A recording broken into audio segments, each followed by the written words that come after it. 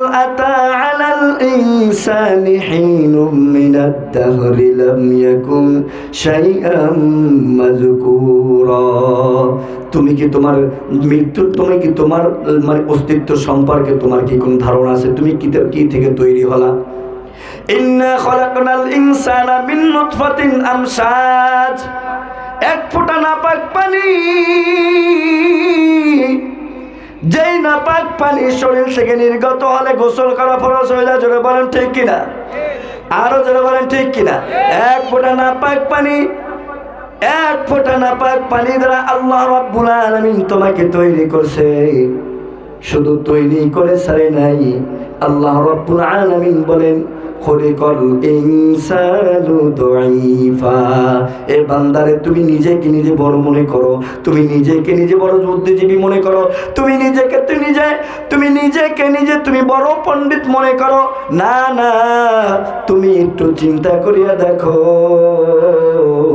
একটা মানুষ তৈরি হওয়ার পরে মানুষ দুর্বল না পশু দুর্বল? কে দুর্বল বলেন? আরো জোরে বলেন, কে দুর্বল? কথা বুঝেন নাই? আরে একটা গরুর পেট থেকে বাচ্চা পড়লে তো আধা ঘন্টার ভিতরে সে দাঁড়াইয়া যায়। সুবহানাল্লাহ। একটা বাছুর, একটা মুরগির ডিম থেকে বাচ্চা বের হয়ে সাথে সাথে হাঁটা শুরু করে দেয়, নিজের খাবার সন্ধান করতে থাকে। কিন্তু আল্লাহ রাব্বুল আলামিন বলেন ওয়ালাকাদ কাররামনা বানি আদম, আমি আদম সন্তানকে উত্তম রূপে বানাইছি, সবচেয়ে সম্মানিত করছি। আমার বাবারা প্রশ্ন যদি বোঝেন বলতে পারেন, যদি প্রশ্ন বোঝেন বলবেন, একটা সন্তান মায়ের ঘর থেকে বের হইলেই হাঁটতে পারে কিনা? কেন পারে না? কেন পারে না? আল্লাহ রাব্বুল আলামিন এই মানুষকে এত সুন্দর করে বানাইছেন। আল্লাহ রাব্বুল আলামিন বলেন লাকাদ খালাকনাল ইনসানা ফি আহসানি তাকওয়িম, আমি আদম সন্তানকে বানাইছি সবচেয়ে উত্তম জাতি করে। বলেন কি করে? সবচেয়ে উত্তম জাতি করে বানাইছি। আল্লাহ রাব্বুল আলামিন দুনিয়ার মানুষ এত সুন্দর করে বানাইলাম, হাতটা দিলাম সুন্দর করে, চক্ষু দুইটা দিলাম সুন্দর করে, কথা বলার জন্য মুখটা দিলাম সুন্দর করে, চলার জন্য পা দিলাম সুন্দর করে। ও দুনিয়ার মানুষ, এত সুন্দর করে বানানোর পরে যখন তুমি আমার নাফরমানি করো, আমার কুদরতের অন্তরের ভিতরে আঘাত লাগে রে মানুষ। আর যে সকল বান্দাগুলা আল্লাহকে আল্লাহ বলে ডাক দেয়, ওই ডাক দেওয়ার সাথে সাথে আল্লাহ রাব্বুল আলামিন গুনাহ মাফ করে দেয়। আল্লাহ রাব্বুল আলামিন আপনাকে আমাকে বানাইছেন দুর্বল করে। শুধুই দুর্বল নাই, আল্লাহুল গনি ওয়া আনতুমুল ফুকারা। কয় টাকার মালিক হইছো তুমি? কত কোটি টাকার মালিক? কত কোটি টাকার মালিক? কোটি টাকার মালিক। দেখো অভাব হয় না দূর, মানুষ ঘুমায় আরাম করে চিন্তা বহুদূর। কত কোটি টাকার মালিক হইছেন আপনি? হাজার হাজার কোটি টাকার মালিক। আমেরিকার দিকে তাকান, এই যে লস অ্যাঞ্জেলসে যেখানে আগুন লাগছে, পৃথিবীর ভিতরে সবচেয়ে ধনী স্থান ছিল সেখানে। পৃথিবীর ভিতরে সবচেয়ে যত নিকৃষ্ট কাজ সেখানে হইতো, আল্লাহর নাফরমানি করা হইতো, প্রকাশ্যে জেনা করা হইতো। আল্লাহ রাব্বুল আলামিন এমন ভাবে গজবটা দিল, গজবটা দেওয়ার কারণে এক সময় সকালবেলা ধনী ছিল, বিকাল বেলা ফকির হয়ে গেল। একেবারে আগুনে শেষ, তাদের প্রযুক্তি কম। আরে আমাদের গ্রামগঞ্জ আগুন লাগলে তো আমরা বালতি নিয়ে দৌড়াই, কেউ না পারে পায়খানার বদনা নিয়ে দৌড় দেয়, আছে না এরকম? আর তারা করছে কি, হেলিকপ্টার দিয়ে পানি দিছে, প্রযুক্তি দিয়ে দিছে। জাপান, জার্মান, যত উন্নত রাষ্ট্রগুলো আছে সবাই তাদের সহযোগিতা করছে, কোর্স হয়েছে, কিচ্ছু পারে নাই। কেন পারে নাই? আল্লাহ রাব্বুল আলামিন বলেন ইন্না কাইদাশ শাইতানি কানা দাঈফা। ও নবীরে, আপনি দেখেন শয়তানের চক্রান্ত অনেক, জাল বিছানো, মাকড়সার জাল অনেক কিনা। বলেন মাকড়সার জাল অনেক কিনা? কম না অনেক, কিন্তু এত বড় মাকড়সার জাল আপনি যদি হাত দিয়ে টিপ দেন, একটু আঙ্গুল ঘুরাইলেও মাকড়সার জালটা ছিন্ন হয়ে যাবে। আল্লাহ রাব্বুল আলামিন বলেন, নবী কাফেরেরা যতই চক্রান্ত করবে আপনাকে হত্যা করবে, আপনাকে মেরে ফেলবে, কাফেররা চক্রান্ত করছিল কিনা? আল্লাহ রাব্বুল আলামিন বলেন, জনাবে মুহাম্মদুর রাসূলুল্লাহ সাল্লাল্লাহু আলাইহি ওয়াসাল্লাম আবু বকরকে নিয়ে হিজরতে বের হলেন। যখন গুহার ভিতরে আশ্রয় নিলেন, কাফেরেরা যখন পাহাড়ের উপরে হাঁটতেছে, সাহাবী আবু বকর বলেন, পয়গম্বর মনে হয় এখন ধরা খেয়ে যাবো রে হুজুর, কাফেরেরা তো উপরে উপরে হাঁটতেছে। আল্লাহ যদি আমি আবু বকর থাকতে আপনার উপরে যদি কোনো একটা আঘাত লাগে, কিয়ামতের ময়দানে আমি আবু বকর আল্লাহর সামনে দাঁড়াইতে পারবো না। আবু বকর রাদিয়াল্লাহু তাআলা আনহু যখন চিন্তার ভিতরে পড়লেন, আল্লাহ রাব্বুল আলামিন আসমান থেকে জিবরাইলকে পাঠিয়ে দিলেন। আল্লাহ রাব্বুল আলামিন বলেন, লা তাহজান ইন্নাল্লাহা মা'ানা। ও হাবিব, আপনি আপনার বন্ধুকে জানাইয়া দেন, আবু বকর চিন্তা করো না, চিন্তা করো না, আমরা দুইজন না, আমরা যেখানে দুইজন আমাদের সাথে আছে, যে কে বলে আল্লাহ রাব্বুল আলামিন আমাদের সাথে আছে, আমাদের কোনো ক্ষতি হতে পারবে না। পারছে কোনো ক্ষতি করতে? আরে সবচেয়ে শক্তি নিয়ে সেখানে গেছে, কি করতে পারছে? গুহার ভিতরে যখন প্রবেশ করলো, করার পরে আল্লাহ রাব্বুল আলামিন কবুতর পাঠিয়ে দিয়েছেন, কবুতরের বাসা বাঁধছেন, উপরে ডিমও পারছেন। একজন বলে একটু চুবি দিয়ে দেখি ভিতরে কি আছে, অন্যজন বলে রে বেকু দেখো না, এখানে কবুতর ডিম পারছে, এখানে কোনো মানুষ থাকতে পারে না, কৌশল কার? জোরে বলেন, আরো জোরে বলেন, কৌশল কার?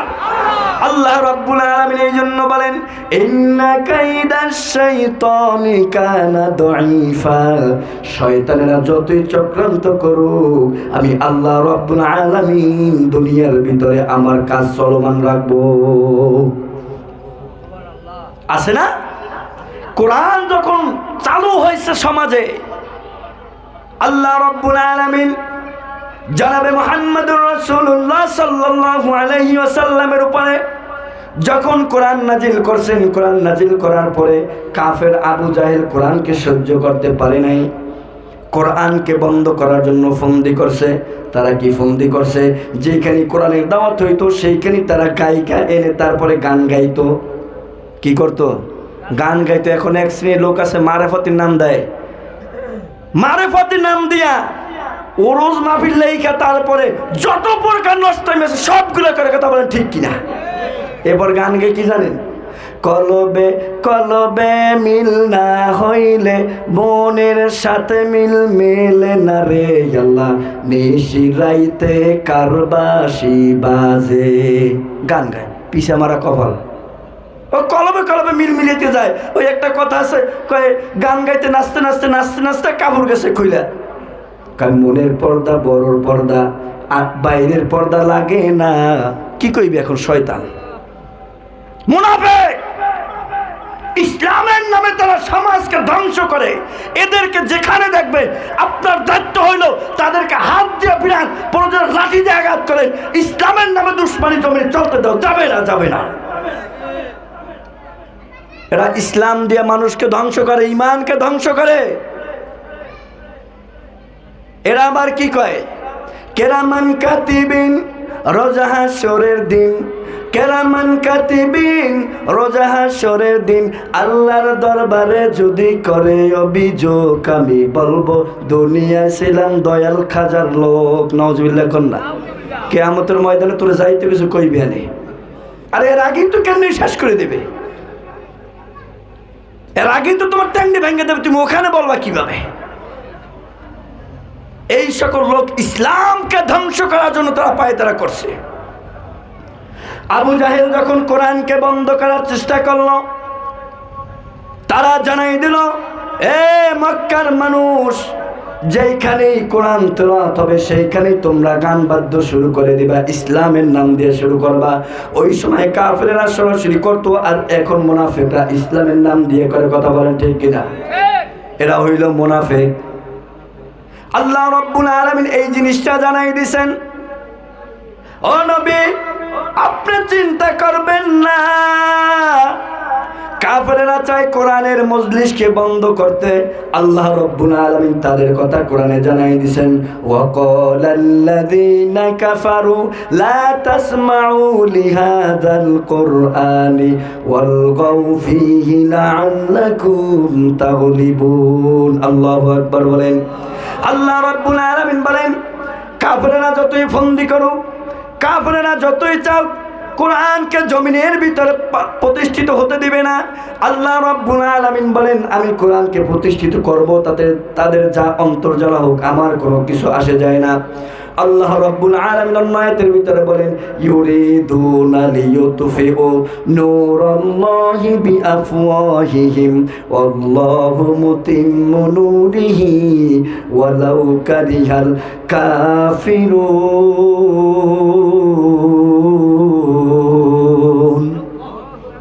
আল্লাহ রাব্বুল আলামিন বলেন, হে দুনিয়ার মানুষ, তারা যতই চায় কোরআনকে বন্ধ করে দিতে পারবে না।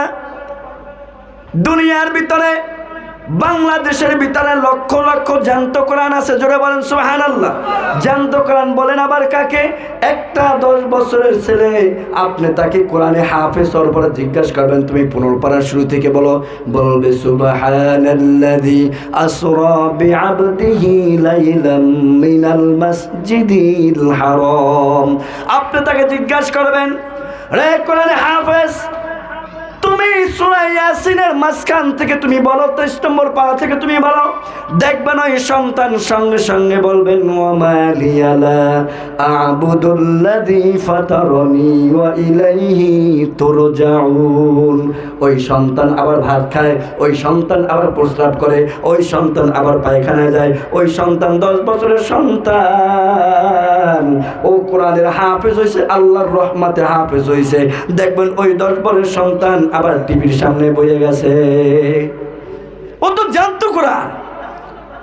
আপনি কোরআনকে কিভাবে থামাইবেন?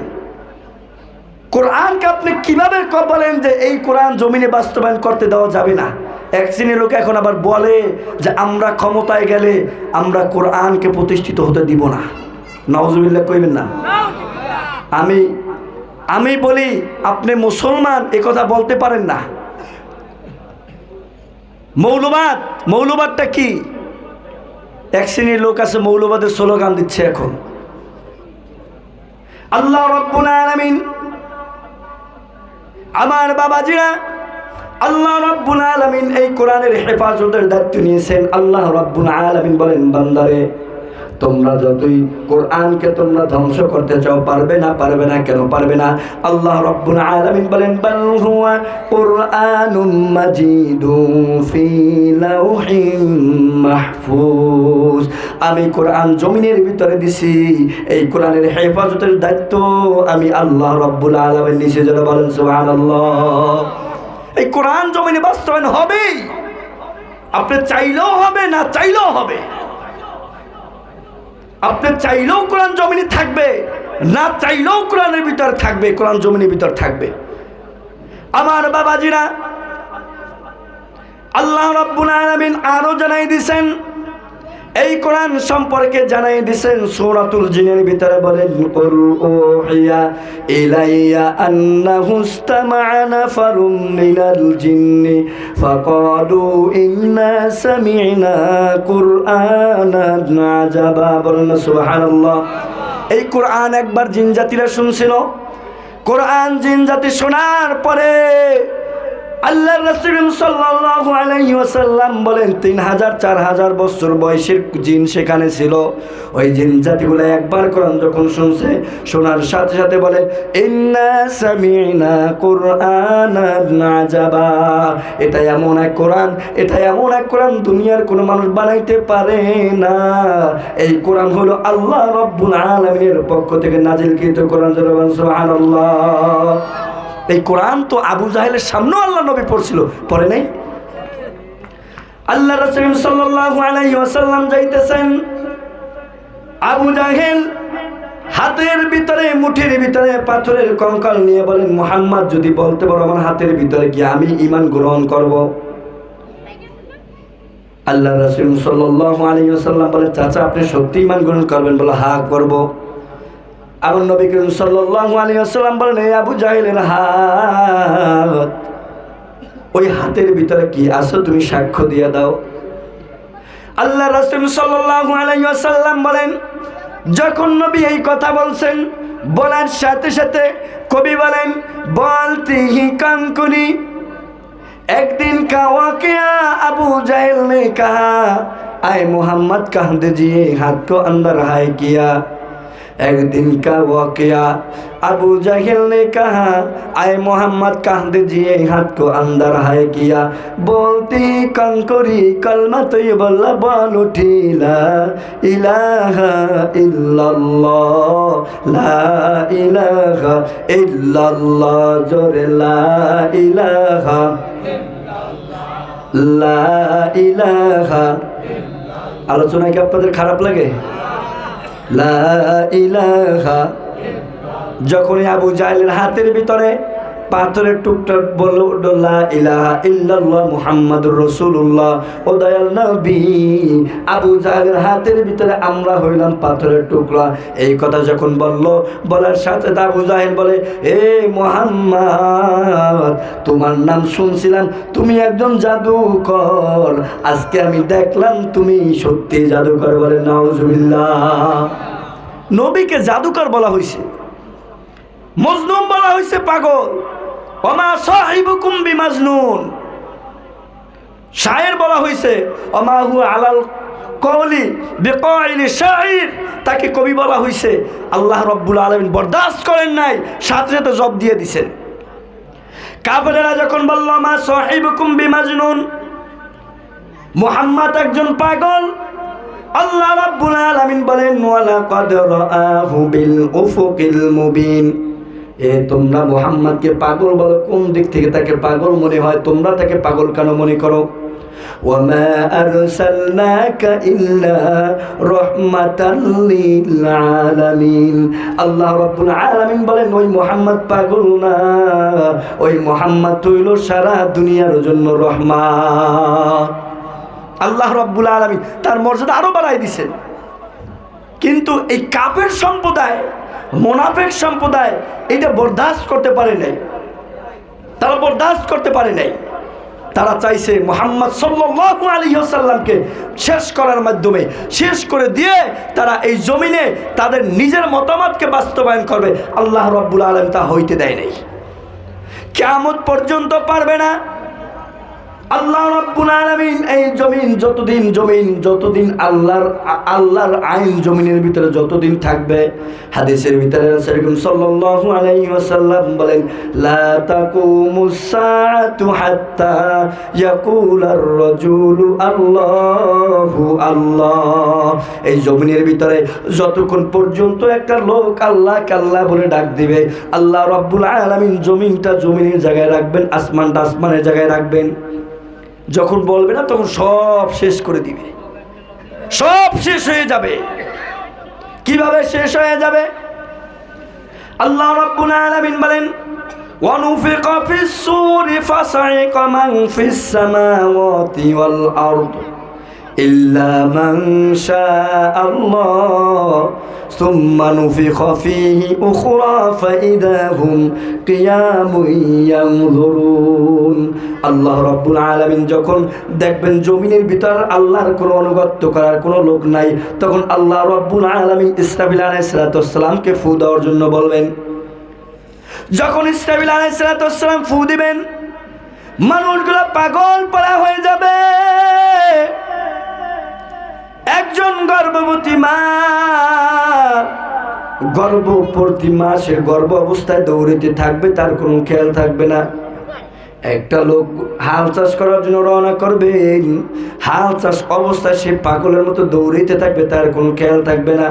আল্লাহ রাব্বুল আলামিন বলেন, ذات حمل حملها وترى الناس سكارى وما هم بسكارى।